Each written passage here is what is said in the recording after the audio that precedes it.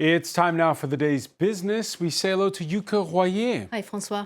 In these times of trade tensions and talk about bond yields, China has switched from being a lead lender to a lead debt collector. Yes, for and from developing countries in particular. Australian think tank Lowy Institute has published a report titled Peak Repayment, saying that China is set to collect a record amount of money from the world's poorest countries this year.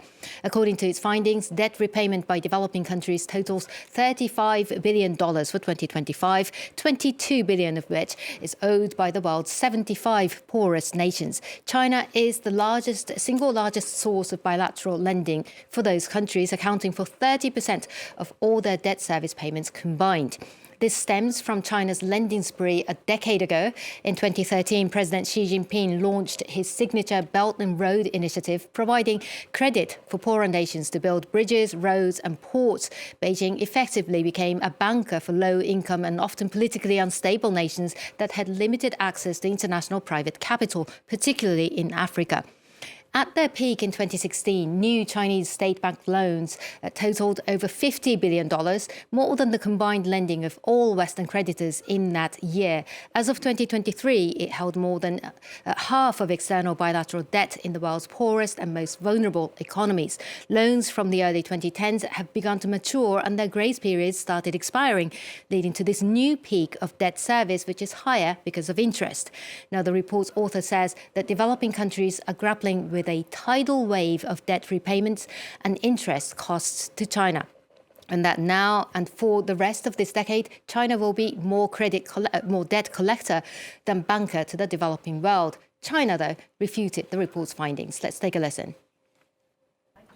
China's investment and financing cooperation with developing countries abides by international conventions, market rules, and the principles of debt sustainability. A few countries spread the so-called China debt trap narrative while ignoring the fact that multilateral financial institutions and commercial creditors from developed countries are the main source of debt pressure for developing countries. Critics of Beijing have long said that China is not so much in the humanitarian aid giving business, but more in the loan business. Lending money. And that amount has sharply declined since its peak in 2016. Since COVID, Beijing has been grappling with its own economic problems with weak domestic spending and faces mounting domestic pressure to recover outstanding debt. The level of new lending now is about a quarter of its peak. But according to the report, it now prioritizes certain groups of countries of strategic importance. One is its immediate neighbors like Laos and Pakistan. The second is those that export critical minerals and battery metals. And the third group is countries that have aligned themselves with Beijing's One China policy, like Honduras and Solomon Islands that received massive loans after switching diplomatic recognition from Taiwan to China. Now, the report further raises questions about whether China might try to use the debt as political leverage, especially after Donald Trump slashed foreign aid and Europe is having to focus on bolstering its own defense. All right, here in France, it's not the wagons that are circling, but the taxis. We saw them on Monday around the major airports. Yeah, well, it's been over a week since they began their protests. Well, taxi strikes have been blocking main roads in Paris and other French cities. Drivers are protesting a budget reform that would hit subsidized transport to and from hospitals. Negotiations between taxi unions and the government are underway. Caroline Baum has more. Traffic was brought to a standstill Tuesday morning in Paris as hundreds of taxis protested to put pressure on the government.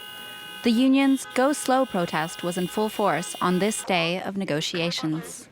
One of the drivers' main grievances, a lack of regulation around drivers for apps such as Uber. After a meeting Tuesday morning, the French transport minister announced a commitment to put in place stricter measures against drivers from these platforms who illegally solicit customers around train stations and airports. An announcement welcomed by union leaders. This is the first time we've had a minister who's prepared to make a commitment to truly distinguish between taxis and drivers from ride-hailing apps, in particular in how they solicit customers physically and electronically. But the drivers are also waiting for compromise on the issue that sparked the latest protests. a proposal by the government to cut costs on Social Security-funded transport of patients to and from hospitals. 85% of taxis in France engage in medical transport, and many say their income would be impacted by the new pricing system. But the French Prime Minister stood behind the reform on Tuesday. Can we respond to patients' demands without wasting public money? I say we can.